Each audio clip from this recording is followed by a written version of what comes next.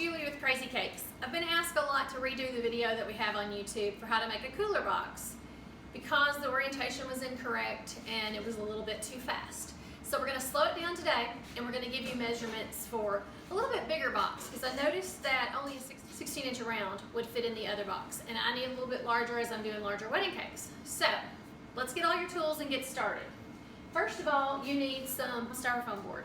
We use the 1-inch thick sheet, so it's like 48 by 24 for each sheet. And you can order this on Amazon, 4 sheets to a pack, I believe is how it comes. It's really inexpensive. So 24 by 48 by 1 inch thick. And then this is a roll of Mylar paper, and it's really great for insulating. You're gonna need a box, and we just got these. I think this one came from Walmart, but Home Depot and Lowe's have them as well.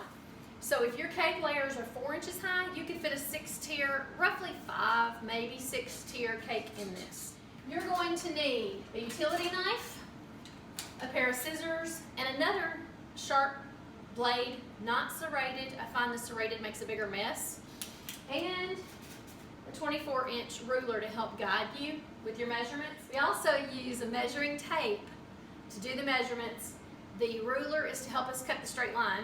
And you desperately need a vacuum. I don't know if you can see all the styrofoam in there we've already been cutting, but it makes a mess. And you're going to need some shipping tape. We're going to cut 2 pieces, which are 19 3/4 wide by 23 inches tall. So we're going to take 1 inch off the bottom, and we're going to do 19 3/4 wide. Then we're going to cut 2 pieces that are 17 3/4 to 18 inches. We want ours to fit really tight, so we're going to do it just a hair under 18 inches, and then we're going to take the 1 inch off the bottom. So you're going to start on your fresh end, pull your measuring tape, lock it into place. So this one's going to be just under 18 inches.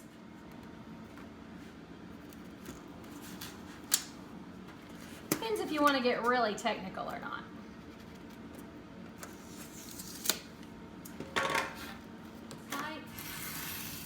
A pen does not work. A pen pokes right through, so you want to make sure you're using a pencil.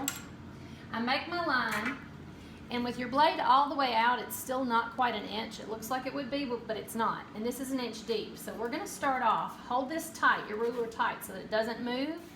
And I usually will do it twice with this, just to make sure I go as deep. And if you look really closely at the knife, now I can go all the way in. It might help if you put your hand down here and push against the direction you're cutting so that you keep it from sliding on the table. Making sure you're staying on your mark all the way to the bottom. And you'll see that still didn't break through. It bends and you can pop it and break it, but I prefer to have as much of a clean cut as possible. So I'm going to go back with a longer knife. There we go, it broke right through. Go ahead and make our 1 inch cut off the bottom. So you'll see this is exactly 24 inches. I'm gonna mark it 1 inch off the bottom to the 23. 1 inch off the bottom to the 23. So go ahead and cut all 4 of your pieces. You're gonna need a shop vac to clean up the mess, and then we'll meet back here to start showing you how to do your box. Okay, so we're ready to wrap our styrofoam in the Mylar paper. And I didn't measure the length, but I will for you in just a few minutes. What you wanna do is turn it this way and that way to see which way is gonna give you the least weight. These pieces, 23 inches, match perfectly doing it long ways. So this is going to be 48-inch long Mylar paper. Then I'm going to use a couple of inches to each side.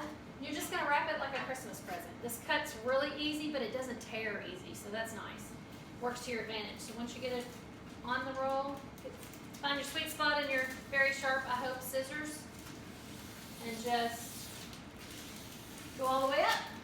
Your packing tape, let me warn you, this does not stay in place as much as wrapping paper. So you want to have some tape torn before you get started. And I'm just going to do this just to show you how awkward it is if you forget. So you're trying to hold it in place. anterior tape and everything, not very much fun. So tear some tape first. Stick it to one side of your mylar paper and pull really, really, really tight, and then stick it to your styrofoam. Because again, this does not stay in place. You can see how slippery it is. It's very easy to work with, really. It doesn't damage at all. So pull that tight, tape your piece, and you see I'm just doing it like a Christmas present. So we're gonna fold our corners in, and fold it over as tight as we can get it. This is where it gets a little awkward because the paper slips and slides. But as long as you get it tight, so that there's no bulk on the front side catching on your box, that's really all that matters.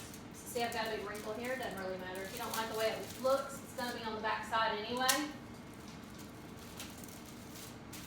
Nobody's ever going to see that big wrinkle. Okay. So it looks a little ugly on the back, but look how pretty on the front. So the inside of your box will be pretty too.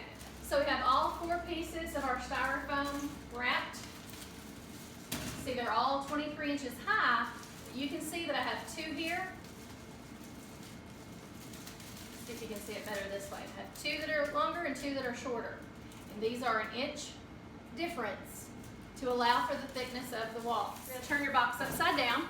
And we're going to tape it. So we're going to put all 4 pieces together the way it normally goes. Really tight, as tight as you can. You're going to take that box.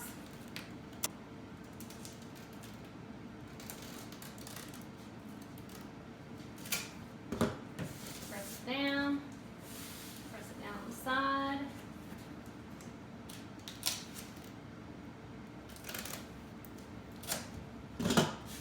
Press it down. Down on the side. So that your bottom is completely secured. Turn it back upright. I am going to put this piece down in the bottom on your inside seam. So I just take the bottom, and now even though we're not quite ready to put it together, I'm going to show you what I mean about your sides, why you have 2 pieces that are an inch shorter than the other 2 pieces. So you're going to put your sides into place. Those are your 2 19 3/4 inch pieces. Once you do that, see how it makes this side edge more narrow. So these pieces, that's why these are cut to 17 and 7/8 to allow for the thickness of these 2. And if you'll see here, it's an inch shorter. It's because we're going to put a top on it because we want this box to be completely insulated. So just for camera purposes and to get our next measurement for our bottom. We're going to go ahead and put these in here. And if you'll notice, when I put those in there, it held these ends, and this is tight. So everything is good and tight. You turn this box upside down, it's not coming out. So, and we still have an inch lip all the way around for our top. So what we're going to do next is measure, with these sides in good and tight, we're going to measure the distance of our bottom and then cut that piece, and we're going to put the bottom piece in. You're going to go inside each wall. So inside the wall, I've got 18 inches.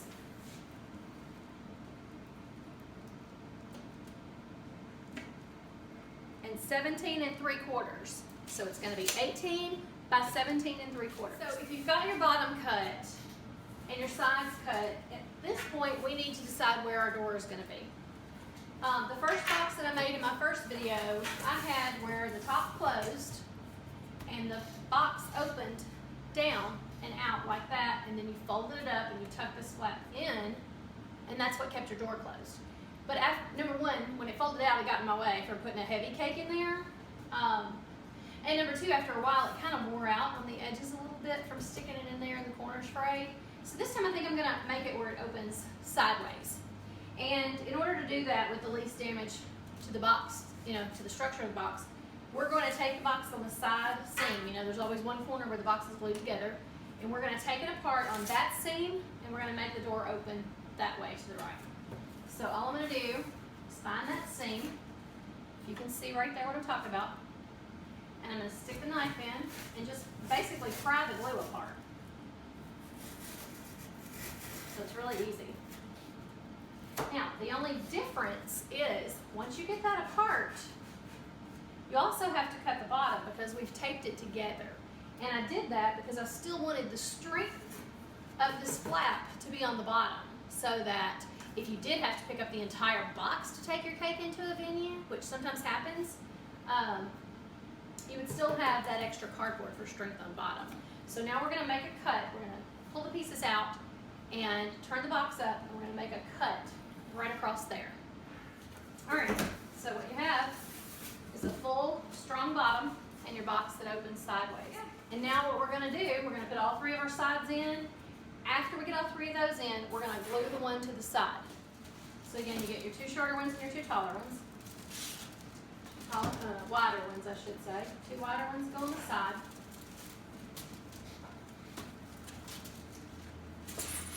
Narrow one goes in the back, is going to go on your door. We've got our bottom piece already cut and wrapped. We're going to put it in place. This piece will glue, hot glue it here, leaving room on the edge. On each edge, we're going to leave 1 inch so that it clears this side, and when it closes, it'll close just like that. But we're going to cut our top piece, and it should be the full dimensions of your box. We've already left room 1 inch here, so you want, if your box is 20 by 20, your piece should be 20 by 20, and it should sit right in on your sides. Okay, so we had to figure out which way we wanted to do our door. So this is how it should stand and how it will stand in my car.